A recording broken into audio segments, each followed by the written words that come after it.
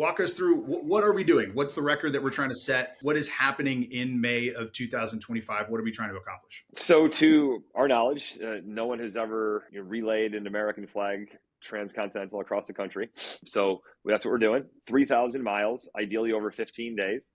And so we'll start at the USS Midway in San Diego, and we're working on a pretty cool arrival of the American flag that will have been flown over a combat zone to kick the relay off, and then moving for 15 days across the country and finishing, as mentioned, at the future home of the site of the Global War on Terrorism Memorial, which is right next to the Jefferson Memorial there in DC. And so the goal here is to set the record for the fastest time ever that a group of people has moved an American flag across the country. And so, yeah, we're really excited for the opportunity, and it's not guaranteed.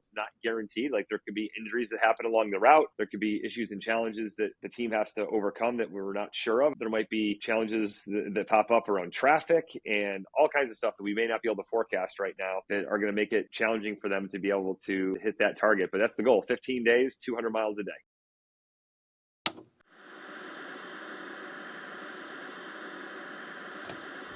Is that much of it? That's not much of a change for you, right? My name is Kerry Kite.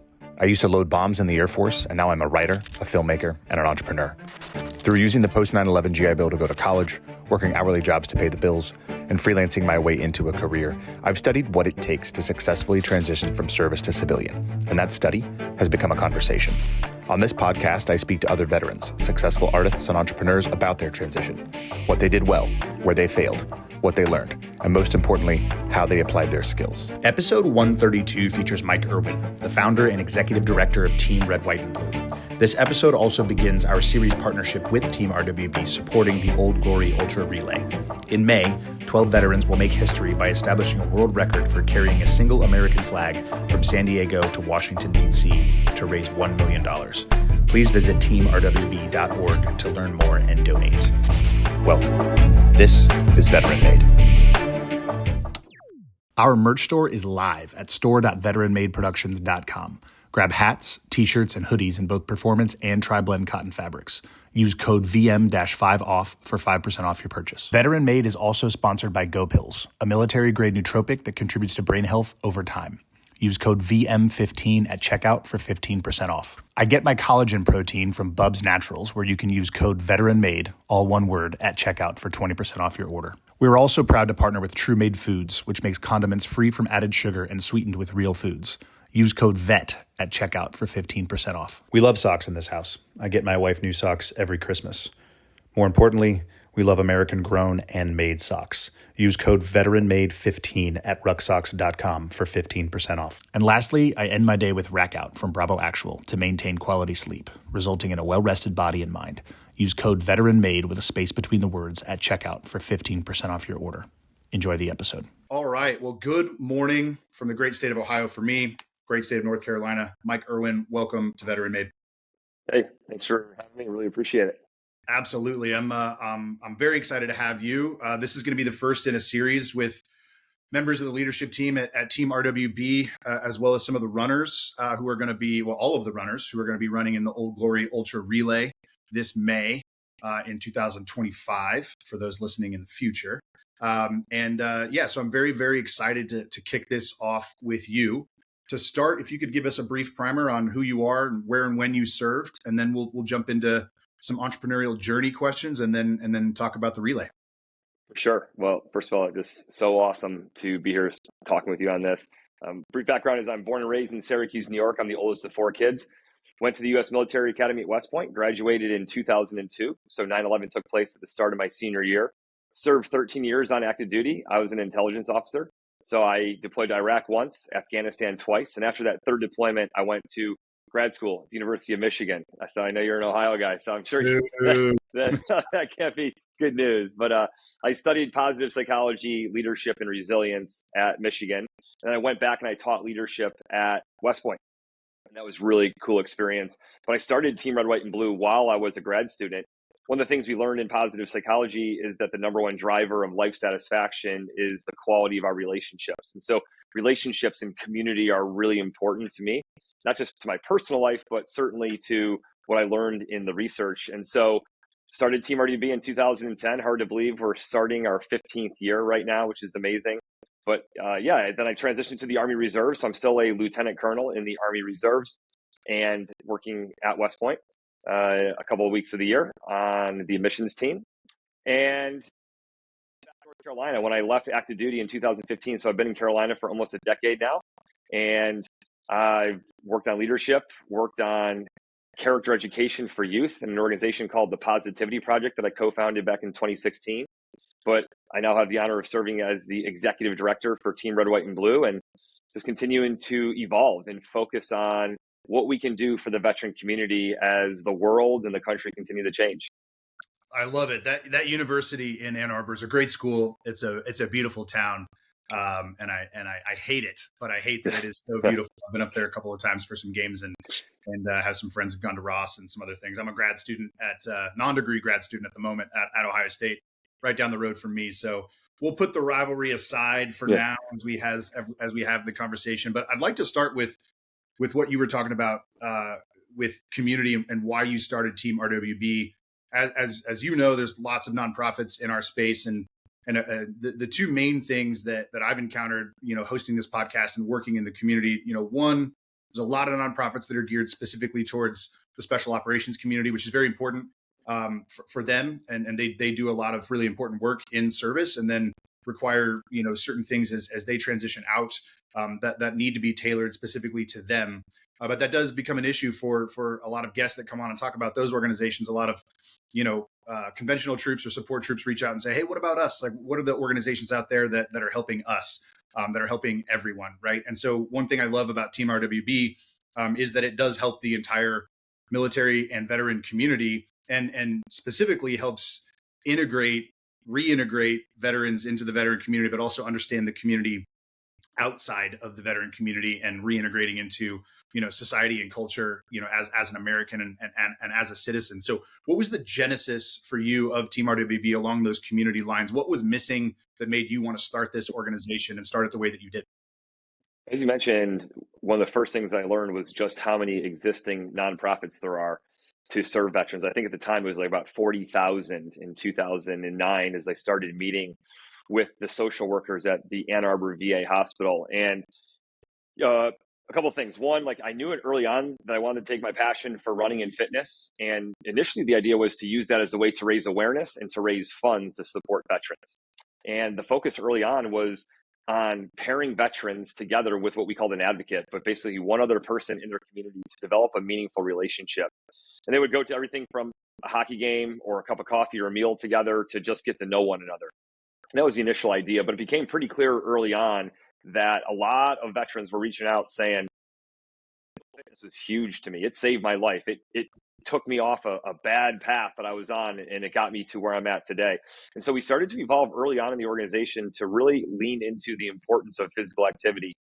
At the end of the day, though, it did boil community. It was, how do you bring people together to be able to have conversation together over a walk or a hike or a run or a workout, because that lowers the barrier to vulnerability. People will open up and kind of talk about when they're struggling a lot easier, we found, when they're on a run or when they're moving their body than if they're sitting across a table or a desk from you. But it really did start with that. The final other point about it, I kind of laughed. It's funny is that I was in a special forces unit. I was the intel officer there, and a bunch of the Green Berets that I was serving with, they knew I was going on to grad school, and they said, you're going to go to school and get soft. Because, I was, one of the ways I gained credibility and earned respect there is that I was really good at fitness. And they're like, once you don't have to keep impressing us Green Berets, like you're going to get off that fitness train that you're on. And it made me realize just how did that. Like when they left, they stopped exercising, they stopped working out, they stopped just moving their bodies, and how important that was. So that's really where we kind of layered and stitched together like the fabric of Team Red, White, and Blue was, hey, we're going to do physical activity. We're going to push veterans and challenge them to move their bodies, but we're also going to do so through this lens of community, because we know that working out's not easy. It's not fun. And accountability, just being accountable to yourself, is really hard. We need battle buddies. We need people who are going to push us and challenge us to be a better version of ourselves. And so that's how we layer those things together to build Team RWB. I love it. It's such an interesting thing because, PT in the military, unit to unit is going to be a little different, right? If you're in one of the high speed units, you're attached to one of the high speed units. There's there's certain requirements that are just more difficult by nature of what the mission is, right? But we all do PT in the military, regardless of branch of service, regardless of MOS or AFSC. But it is this thing in the military that is geared towards staying in shape, being fit to fight, being able to do your job, in an austere environment if you're going to go there. And then what ends up happening is we don't have that specific motivation anymore. And so we get out, but we've had this framework laid out for us, this foundation laid for us that PT is geared towards those things. And it's less about whole person wellness, right? It's less about kind of the full integration of the human mind, body, and spirit. And that's really what you need. So as you transition out of the military, you do still need to be active, but you need to be active for different reasons. That's right. That's absolutely right. Absolutely. When you're in the military, you're kind of told what you have to do for PT, and that's kind of what you do. Yeah. And one of the messages we talk to veterans about all the time is, hey, you don't have to do that anymore. So don't throw out the baby with the bathwater. Just because you didn't necessarily love PT while you were in the military doesn't mean that you can't love it now. Find something that you're passionate about. It could be everything from hiking to yoga to CrossFit to rock climbing. There's all different kinds of ways to stay fit and to keep moving our bodies. And it doesn't have to be anything like what you did while you were in service. Right. And for those that are interested in CrossFit and Olympic weightlifting and all these things, they want to provide those physical challenges for themselves in life. Like, that's great. But, like for me, I'm a dad. I'm about to be a dad again. We've got another one on the way. And the way that I view it is I want to be in good shape for life, right? I want to be in good shape for my wife. I want to be in good shape for my kids and eventually grandkids, hopefully, and be thinking about that. And so I really had to adjust the way that I lift weights, the way that I do cardio, the way that I do all these different things. And I had injuries from service, which means there's certain things I can't do. Like I can't really run the way that I used to. So I have to find other ways to do that. But the motivation for me and the way that I think about it as I go out to the garage out there and do it is to be, fit for life, not necessarily fit for the fight. Right. That's right. Spot on. Love it. Yeah. So what were some of the initial, you talked about a quick adjustment that you made based on some conversations and experiences that you had about fitness and community. What were some of the early challenges and early successes that you saw at Team RWB as you were scaling? How quickly did it scale? Briefly walk us through the initial growth of the organization. So it was a really different time when we got the organization off the ground, not just in the country, but for the military and veteran community. We caught lightning in a bottle, and we were growing sometimes between 75 and 100 veterans per day. We're hearing about and joining Team Red, White, and Blue. In 2012 to 2015, the growth was incredible. And obviously the challenges of anytime you catch lightning in a bottle is, hey, you want to keep growing as quickly as you possibly can. In our case, to serve as many veterans as possible. In some cases, save lives, but to do so in a way to have the structure. And so unlike a business where you can take big investment dollars and invest in people to manage that, the nonprofit space doesn't work that way, right? Unless you're independently wealthy or you get like a massive grant from somebody. And so we had to scratch and claw for those dollars to be able to hire enough staff to help manage the growth of our volunteer leaders and everything that they were doing. Right. And so we did not have enough staff in those, early 5-6 years to be able to manage everything. And so that was obviously challenging, but we put a lot of trust and empowered lots of veteran leaders. Not all, sometimes they were civilians who maybe were married to a veteran, but we empowered a lot of people out there at the grassroots level to go put on events and to connect with veterans and to help them to harness the power of physical activity and community. And so that was one big challenge, was how to grow responsibly, but at the same time, not missing the opportunity to serve as many veterans as possible. And then, like any organization, as you grow, it's never easy as you continue to evolve and the world changes. And so for us, our big focus on veteran transition from service and reintegration into civilian life, that was the big focus of the veteran community. And I'm just going to call it the 2010s. And right around when COVID started, but it actually was happening before COVID actually started, it became clear that the large scale deployments were slowing down or all but going away. And if they weren't going totally away, but they were not going to combat. And as those things changed, and we're now 19, 20 years beyond 9/11, a lot of people who were like quick to support financially the military and veteran sector were like, okay, hey, we've done our piece here. And they went to start funding other things, other causes, other areas. And so that's been a bit of a challenge as well, to say, hey, now we are pivoting and evolving from a focus on veteran reintegration to a focus on veteran health. And at the same time, we're seeing a lot less foundations that you had stood up military pillars or veteran pillars that they closed them down, And so we've had to shift our thinking about how do we harness the power with the limited resources we have to help as many veterans as possible to be healthy. There's 18 million veterans. We've had about 300,000 people that have joined Team Red, White, and Blue since the beginning, which means that we still have a long, long way to go in a perfect world to be able to help veterans to be as healthy as they can be. So all that being said, the challenges of growth are like any business or nonprofit. Very often it's how do you grow in a responsible way? And then as you get older and you're no longer new, how do you professionalize, but also do so in a way that is super relevant to what the market, or in this case, the veteran community needs? And it was clear that it was no longer all the help on veteran reintegration. And it was much more of a, we need help on being healthy. And how did you build that community virtually, right? Because we live in a time, and obviously even 15 years ago, we've grown a lot technologically in the last 15 years. But as you started regionally, right? As you were talking about with the experience in Ann Arbor. But how did you build the community across the United States and keep people integrated into the community that you were building? Was it regional? Was it national? Like, how did it start that way? So yeah, multiple layers. So at the national level, you could join the organization via downloading our app or on our website, and we send you a Team Red, White, and Blue shirt. So that's like your shirt. Hey, welcome to the team. You're part of something bigger than you. We then kind of managed it at the regional level. Now we manage it more at the state level. But ultimately, the backbone, the NCOs, so to speak, of Team Red, White, and Blue is at the chapter level. And that's where those volunteer leaders put on events. They reach out to the community. They get the word out to veterans who might be living in the Lehigh area of Pennsylvania or Syracuse, New York, or Phoenix, Arizona. And they put on those local events.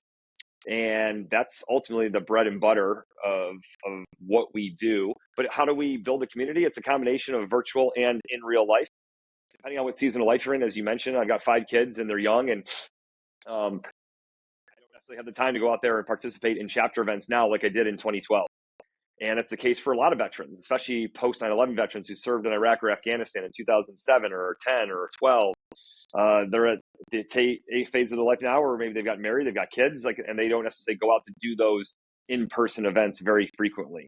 And we realize that's just a constraint and a part of reality, but we build the community through the digital platform on our app. We call it the Digital Garrison. It's a way that we put health education in there, we put inspiration in there, and we help veterans connect to one another and be inspired by and inspire one another through their healthy behaviors and healthy habits, from nutrition to reducing alcohol consumption to, most importantly, physical activity and moving their bodies. So it's really that blend of in real life and virtual, national on all the way down to the local level. So we kind of blend it all together to build that sense of community and to enrich veterans' lives. Yeah, I think it's one of the difficult things about transitioning out of the military and wanting that community and wanting the support that you need as a veteran reintegrating into society and culture. Is there are organizations like yours that are providing those frameworks and those opportunities, but there is also that personal level of responsibility to get engaged and to get integrated, and then most importantly to participate, right? And like you said, we're all doing different things. Some people, I got out at 4 years, went to college and started scaling a career. Others get out after retirement, and so their kids are older, or they're a little bit more set in their ways, or what have you. So as you put on these events, like what were and what are the events, and how do you help empower the individual veteran to get engaged and participate? Yeah, so the value proposition is different for everyone based upon what season of life they're in, what they're interested in. So, what their current fitness level is. We know that a lot of veterans have not moved in a significant way in a long time. And so we try to say, look, we have all these different ways to engage. And depending on where you're at, what season of life you're in, what you're interested in, what your fitness level is, all these things contribute and influence your propensity, your likelihood to get involved with us.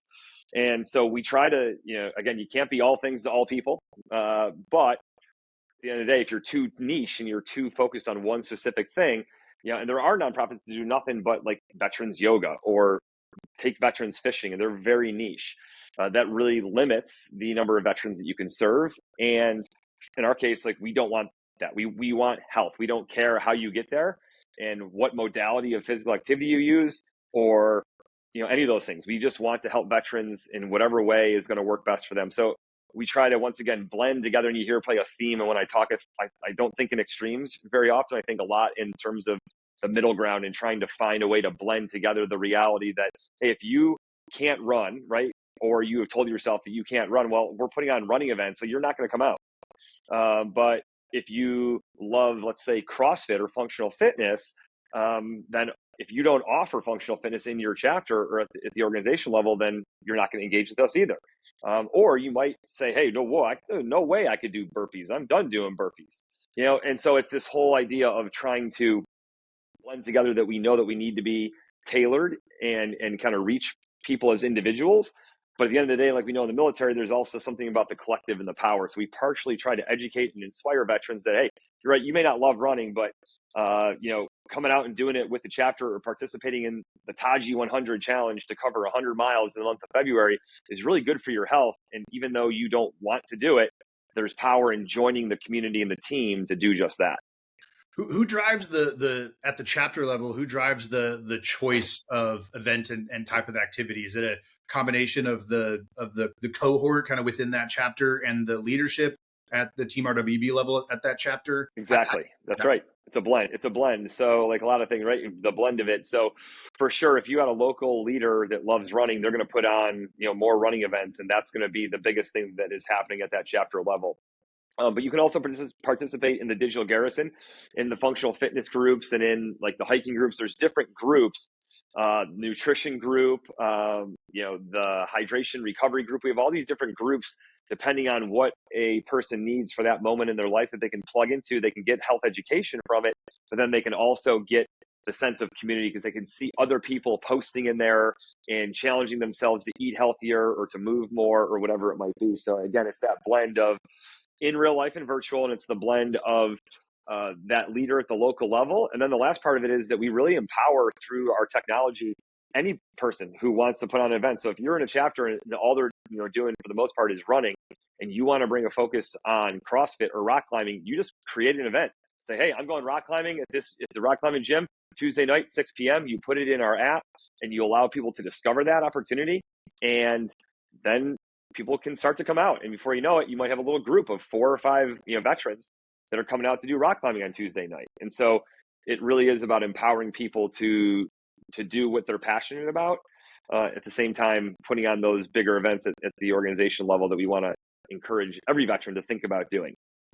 Yeah, I love that, because for those niche organizations that provide very specific offerings, that's great, right? Because like you said, it limits the type of and number of veterans that they can serve, which actually might be great for those people, right? They get a little bit more specific, a little bit more tailored, a little bit more kind of what have you to get involved in fly fishing or hunting or photography or whatever it might be. But then for yours, like you're kind of splitting the difference, right? Where it's like, hey, here's a wide array of offerings. However, you can get as specific as you want to within the community as you build community inside of the app and inside of the organization. That's right. That's exactly correct. So obviously we're primarily here, kind of gearing up for and talking about the Old Glory Ultra Relay that we're going to be running. I'm not running. I'm saying we because as a part of the organization, as we're producing a film about this event and about the journey and about the task that's ahead of these runners. But I know that this year is a little bit different. And it's the first time that we're trying to accomplish something pretty specific with the relay. But when did the relay start? How did it start? And then we can get into the journey and what we're doing this year. Yeah, I think it's really important to know the history of things. I actually was talking to football coach for NC State, Coach Doran, the other day, and he talks about how when they bring in new football players to their team, they kind of brief them on the legacy and the tradition of the program. And I think it's really important to do that as well for people who become a part of Team Red, White, and Blue to know that they're not just a part of this in this moment in time, this snapshot. They're actually a part of this legacy, this idea of standing on the shoulders of giants. So it started in 2014 when we launched the first Old Glory relay, OGR, and that started at the Golden Gate Bridge and it finished at Walter Reed Memorial Hospital in Washington, D.C. area. And so that was, I think, a 4,200 plus mile journey. And the purpose of the Old Glory relay in the early days of Team RWB about a decade ago, and really all the way through last year, was to connect members of our chapters and on the ground to one another by, in this relay format, moving the flag across the country. And we took all kinds of different routes. I think one year was from Seattle to Tampa. We went from ground zero in New York City to Atlanta. We've done all kinds of different routes throughout the country, different length routes. So that was the purpose. It was to connect veterans in the organization and supporters to one another by working as a team to demonstrate the power of working together as a team to the veteran community, to Team Red, White, and Blue, to the country. And so what we realized is over time, one, you have to innovate. And we realized that we could keep doing the same thing and just do different routes and keep doing it. But that, we really thought it was important to refresh. And it's not saying that we won't ever do it a member-based Old Glory relay again. But we realized that the opportunity was there to do something really epic and really big. Actually, the first, I had a dream about this back in 2012. The first sort of the dream that kind of conceptualized the Old Glory relay was to put together a team of 24 veterans, each of them running 1 hour a day as fast as they possibly could across the country. That was the initial idea way back in 2012. Then it was a realization of hey, no, that's not what we want to do. At the time, the organization was much more about this member-based relay, and that endured for about a decade. But that's the beginning of it, was that we wanted to start by doing something epic, showing the power of working together as a team, and to then use that OGR experience to inspire more veterans to join Team Red, White, Blue and get involved. I love that. The idea of understanding your history and what you're becoming a part of, I think on the sports side of things is a great example. It's something that that I've been aware as a college football fan, right? As a fan of Ohio State, there's a and even at the school that you attended, right? There's a lot of overlap, right? Woody Hayes and Bo Schembechler, going back to those days, and they coached with each other, and then they coached against each other, right? And then the entire seasons of these football programs were built around that rivalry and were built around beating that team, right? That was what was seen as a successful season. And then as the college football game has evolved and changed with the playoffs and all those things, right now we're looking at a change in framework that a lot of fans of the sport and fans of specific schools are getting worried about, right? Because there's different incentives now to make it through the playoffs, to make it to the national championship.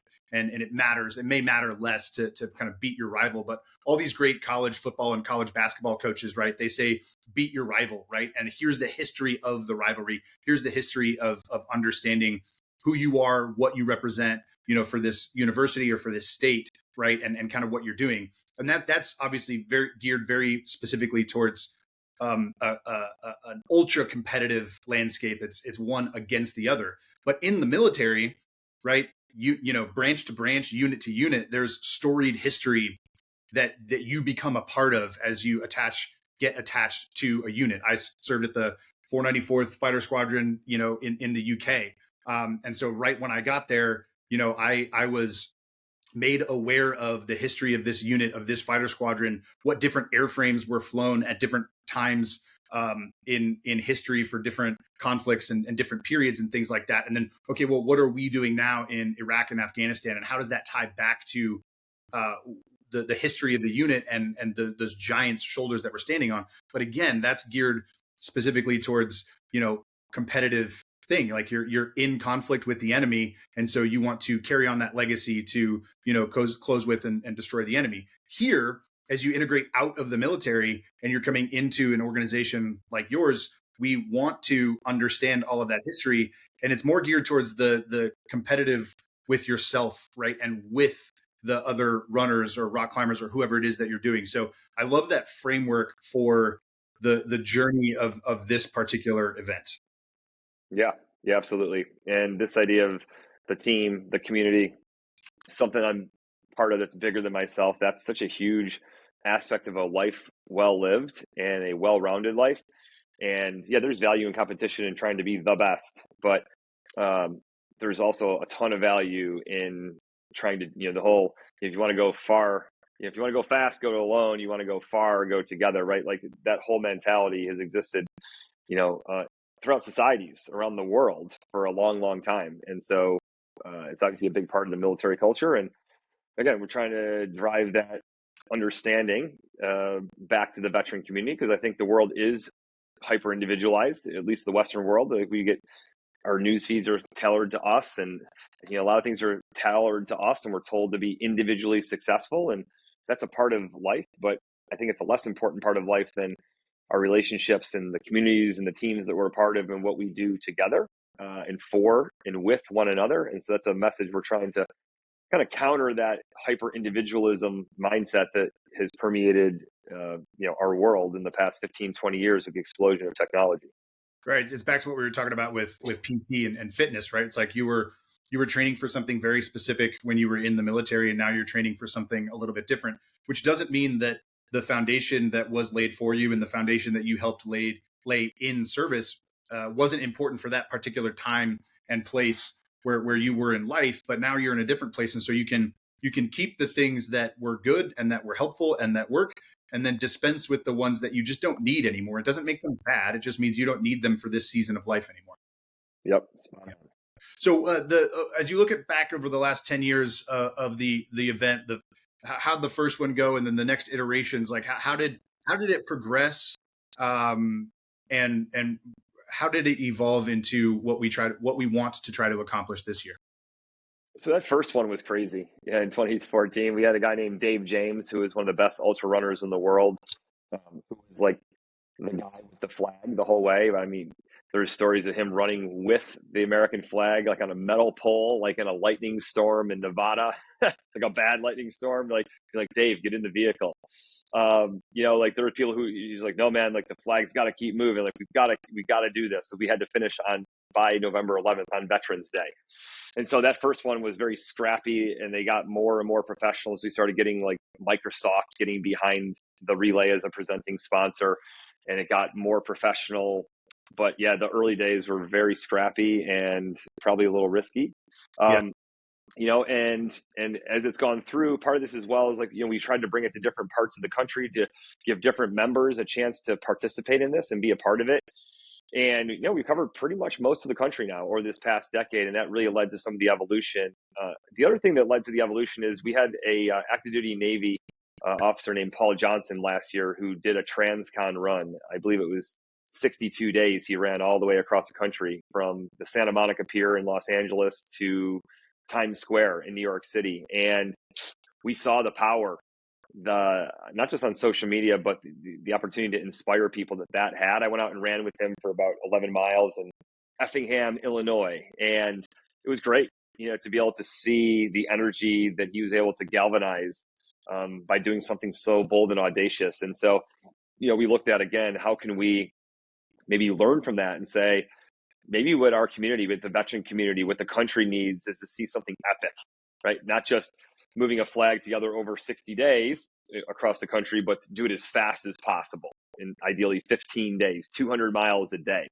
Maybe that's what the veteran community is looking for, and that's what we concluded is that's exactly what we want to do here. Is we want to ignite some inspiration. We want to make a compelling story that not just of those 12 runners and the crew and all the people who were a part of it, but again, starting at the USS Midway and finishing at the future home site for the Global War on Terrorism Memorial in Washington, D.C., and to do so in May, which is Military Appreciation Month. It's not necessarily the coolest month. Some people might say, we should be doing this in March, depending on the weather. And so we made some decisions knowing that it was going to be challenging no matter what. And, 15 days is a long time to be together, especially as a team. I almost think about like The Real World, that MTV show back in the day, you're going to be in cramped quarters. You're going to be tired. You're going to be like trying to like multitask and figure out and share out on social media what's going on and like share the inspiration and soak up the inspiration. It's going to be fascinating, but we're really excited about this idea of setting a world record kind of putting our stake in the ground is saying that, hey, veterans have moved a flag across the country faster than anyone in history, not for the sake of setting the record per se, but for the sake of inspiring fellow veterans to get involved with Team Red, White, and Blue, to prioritize their health. Yeah, that's great because you need, it's not, this isn't binary, right? Like you need intrinsic motivation, but you also need that extrinsic motivation sometimes as well, right? Like there's nothing wrong with trying to set a world record and that being one of the motivations, right? So it's like the blend, the integration of the intrinsic and the extrinsic, and then coming together as a team, as a community, which is very representative of Team RWB as an organization, but then scaled down is representative of this particular team, the runners, the coaches, the crew, and everybody that's a part of it. Absolutely. And yeah, it's going to be a wild journey, and the ability for you guys to be able to share it out and to capture the moments and all that. Like, we're super excited about that, so that all the people who are not able to be a part of the journey, which is almost everyone, will be able to have a deeper look and insight, into the challenges and everything that they overcome. Yeah, I think that's right. There's also a lesson in there for entrepreneurs, whether you're on the nonprofit side, or on the business side, whatever it is. If you're a creative or you're scaling a CPG brand or whatever it is, you have those dreams, right? Whether they be actual, dreams while you're sleeping or while you're daydreaming and thinking about what you can accomplish one day. You got to start scrappy, right? In order to get to where we are right now in 2025, you had to start in 2010 and do it the way that you did it, and iterate and iterate and iterate. And then now, as you've done that work as an organization, okay, now we are capable of trying to accomplish this very difficult, very meaningful task. That's right. Yeah.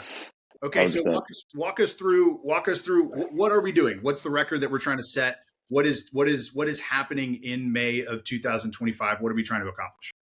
So, to our knowledge, no one has ever relayed an American flag transcontinental across the country. So that's what we're doing. 3,000 miles, ideally over 15 days. And so we'll start at the USS Midway in San Diego, and we're working on a pretty cool arrival of the American flag that will have been flown over a combat zone to kick the relay off, and then moving for 15 days across the country and finishing, as mentioned, at the future home of the site of the Global War on Terrorism Memorial, which is right next to the Jefferson Memorial there in DC. And so the goal here is to set the record for the fastest time ever that a group of people has moved an American flag across the country. And we've seen this in the Olympics, right? And Special Olympics does relays. Like, so different organizations do this, but every year, when the torch relay happens, like, it's usually walk, but sometimes run for part of it. So we've seen like other things that are, catty corner to this, but it's never been done before. And, running with a flag is different than running just hands free, and so there's a difference there that makes it more challenging.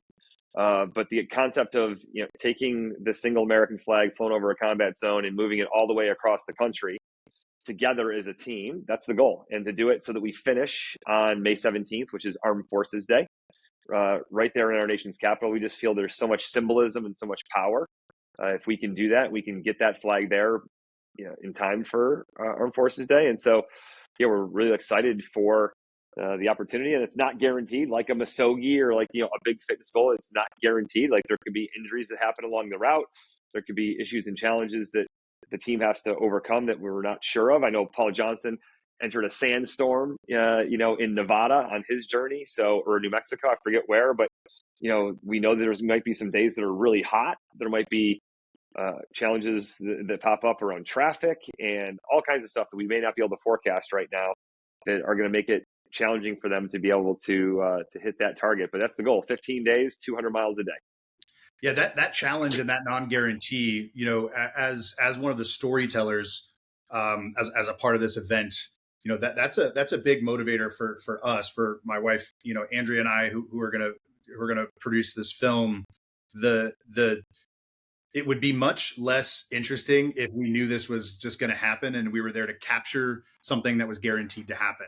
But as a storyteller, there needs to be stakes, right? And so there's stakes at every level, right? There's personal stakes for the individuals that are participating at the individual level. There's stakes at the team level. These folks I think they've only met fully in person one time. We were down at University of Health and Performance for that first meeting, capturing some content there and getting to know some of them. So they're coming from other teams and then coming and forming this team. They've all served in different branches. They've all served in different MOSs. They've all had different responsibilities, professionally, personally, and relationally. And, I think Mary said it really well in the sizzle that we were cutting together for it. Like, hey, like you're training for this event. And then for 2 weeks, like you're leaving your family, you're leaving your responsibilities, you're leaving all of these things to accomplish this goal together with a team that you've never competed with before. So there's stakes at every level, which makes it really exciting for us as storytellers. For you, at your position within the organization, how are you leading this? How are you putting the team together? What is your component of this event, and how are you approaching it as you lead the team, lead the organization through this? So as the executive director, I am, really, we got this team built. JJ Pinter from our team he's like our process and like our engineer, right? So he's our deputy director. He's been with the staff for 12 years now. And he is doing a lot of the process orientation stuff, working to recruit people, the team and everyone. He took point on that. And then the process to get them to come together, to train, and all the conversations and the communications that happen. Mike Sullivan, our chief of staff, he's, along with JJ, is going to be on the ground, executing and being the ones who are helping to tell the story, but also helping to lead it. So for my role, like I am less involved on the personal front. Part of my job is as storyteller, and the leader of the organization is to lift this up and to highlight the power of what we're doing and the why behind what we're doing. And I'll be there probably at a couple of the locations, depending on the timing of things. Dallas, Nashville, potentially at the end. But the organization, it's not like we're stopping everything that we're doing and focusing on this. Like we are very much continuing to run our normal operations, and so I'll continue to lead those efforts, our chapter operations, our monthly missions, the challenges that we're doing. May is a big month for us. It's Military Appreciation Month, and that's the time when there's so many different things going on across the country. We've got an event with the Philadelphia Phillies, for example, on May 15th at Citizens Bank Park with Aaron Nola. So there's a lot going on, and I'll be involved, much more directly with that stuff than I will be on the Old Glory Ultra Relay front, beyond the storytelling and the sharing and amplifying the messages of what we're doing and why we're doing it. Is that difficult for you, or is that exciting for you? Both. Yeah, both. I'd say, more difficult in regard, when I started the organization back in 2010, I was such a hands-on leader, and then you get to a certain point when you've got the right staff, the right team, the right people, the right people on the bus, so to speak, as Jim Collins would say, that, you've got complete confidence and trust in their ability to execute that, and in a certain way, I'm not necessarily adding value by being on the ground, because this is going to be a well-oiled machine, and the way that they execute and move together and conduct this whole thing, it's going to be super buttoned up like a military operation, with the op board and the whole nine. So, but yeah, for sure. I mean, part of me is still like, I'm like get my hands dirty kind of leader. And so I like being on the ground, but in this instance here, it's not where I best serve the team and the mission. So I'm really stepped back from that and really lifting. My job is to kind of lift up and to get this message in front of as many people as possible, to add some additional context to what's happening, for a lot of our stakeholders, a lot of our partners, and just to the veteran community writ large. So, yeah, it's definitely both fun, exciting, and part of me does wish that I was like actually one of the runners, right? Like I wish that I was like someone who could actually be one of the 12 or, be the crew chief, but it's so awesome to see all the different people who've been empowered to do this, and we're looking forward to watching them go.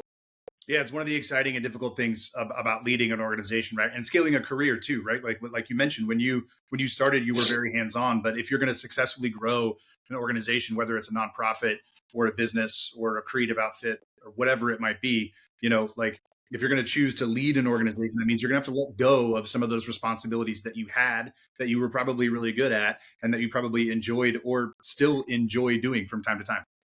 Totally. Yeah. It's never ending journey to figure that out and how to do it. But yeah, we're in a really good place with it right now. And so that's why I'm feeling so good about it. Yeah, I love it. Yeah, we're very excited. I'm excited to kick off this series on the podcast and have these conversations as we continue to move through the process and And yeah, the last 2 episodes of this series will be live, just like you're going to be, doing things with the Phillies and doing some other organizations in the month of May. We'll have a couple of these episodes running while the runners are running. And so folks will hear the entire journey. And then those last couple episodes, they'll be listening, knowing that runner that's talking is on the road right now, either running or, in the RV. And that's the other piece of this, right? Is that like, I didn't fully understand it when we got onboarded. And then as we've gone through this process so far, it's like, man, yes, it's running across the country, individually and collectively, but then it's living together for 2 weeks. Yeah. It's being in the RV. It's like some of the things that were mentioned at UHP was like, how do you like to brush your teeth? When do you like to brush your teeth? Like, what do you like to eat? How do you like to relax? Like, are these things gonna inhibit the other runners because of personality differences? Not because there would be, specific interpersonal conflict, but just like, I've got a wife and a daughter. They do things differently in the house than I do things. And so you have to learn to live with people, right? So there's so many layers to this, which again, back to stakes, it just makes it so much more interesting, so much more valuable, and so much more inspirational. Yeah, that's so true. And this going back to that analogy of like the real world, but it's there's a lot of things that pop up. People are different. Everyone's different. They have different habits. They have different pet peeves. And then again, the big part here is you're gonna be tired, right? Because you're gonna be running, most of these people will be averaging about a half a marathon a day at a fast pace with the flag. And then the focus on recovery is gonna be huge because the first 5-6 days are gonna be kind of easy, right? You'll be relatively fresh. The question is gonna be, hey, how are your legs and how is your mind on day 10 or day 12? And the deeper you get into the fight, like the more tired you get, and you can't let your teammates down. You've got to keep up that pace that you need to be able to run for the team to be able to accomplish its mission. So every single person matters. And I think that's a big part of this as well, is that people are going to be looking to one another for inspiration, and they're going to have to run, but then also recover. And everyone's got different recovery protocols and things that they do. So to your point, there's just a lot of just differences that we have as humans, and people have to work through that, for the better part of 2+ weeks. That's it. We're going to find out. I love it. I want to be respectful of your time, start to wrap things up a little bit here. Before I ask the open-ended question that I end each episode with, where can folks find you? Where can folks find the organization, the app? Where do you want to drive traffic here? Yeah, so on all the different platforms. So I'm not on Snapchat or TikTok, but I'm on LinkedIn and Facebook, X, and on Instagram. So Erwin RWB is where you can find me generally. But beyond that, Team RWB in blue, teamrdb.org, and on all the platforms we're there as well. So you can discover all that by just going to teamrdb.org and kind of going from there. And the app, the Digital Garrison's available on Apple. Yeah, you can go to the App Store, anyone. So if you've not joined the team yet, we welcome you. You don't have to be a veteran. So 30% of our members are military family members or just great Americans who want to support veterans. So you can go to the App Store, download, join the Digital Garrison, become a part of our online and virtual community, discover challenges, and then immediately have opportunities to plug in to events in real life with people. So absolutely. Great. I love it. All right, everybody go download and get involved, donate to this. We'll have a link in there to donate to the runners and to donate to the event to help this organization accomplish this goal. Mike, to end each episode of the podcast, I ask an open-ended question. What's on your heart and your mind for our community right now? Could be a piece of advice, something you want to get off your chest, or something you want to reiterate that we've talked about today. But Mike, what's on your heart? What's on your mind? So I think a lot about in the world today, how things are changing rapidly with artificial intelligence. I've been listening to a lot of podcasts on AI, and in the future, as things continue to evolve, artificial general intelligence and artificial general super intelligence. What's on my heart for sure is this idea of how do we maintain humanity and keep humanity at the center of our life experience. That technology can do a lot of things to improve our lives, to help us to do things that we never could have done before. But life really boils down to the human skills. It boils down to being human. And this is a real testament to that. There's lots of technology will come to bear here to help us to tell this story, to amplify what we're doing. People will be able to see where the flag is at and how fast it's moving and all that from technology. But at the end of the day, it's about, these 12 runners and the crew and the staff from RWB that are working to take these humans and to move this real American flag that you can touch with your hands that's been in a combat zone, and to move it all the way across the country as fast as possible. And so for me, I keep coming back to the idea of the AI debate, and how we as humans can amplify and take the good from that, but not to kid ourselves and think that technology or all the things that it can do for us are going to replace really what life is all about, and that's people. So for us, this is a microcosm of that reality. The Old Glory Ultra Relay is, but our entire organization is a reflection of that reality. That to live a good, meaningful, fulfilled life, it involves the human skills and how to think through adversity and how to get the motivation up to go work out when you don't feel like it, and how to be a good teammate and a good friend, to someone who might need your inspiration that day. All those things make us human, and all those things are at the heart of Team Red, White, and Blue. Yeah, I love that. I love that answer. Technology is a tool, and we need to use it to help ourselves stay human. I love that answer. Mike, appreciate your time, appreciate your energy, appreciate the organization. Very excited to get in the trenches with you guys and make this happen.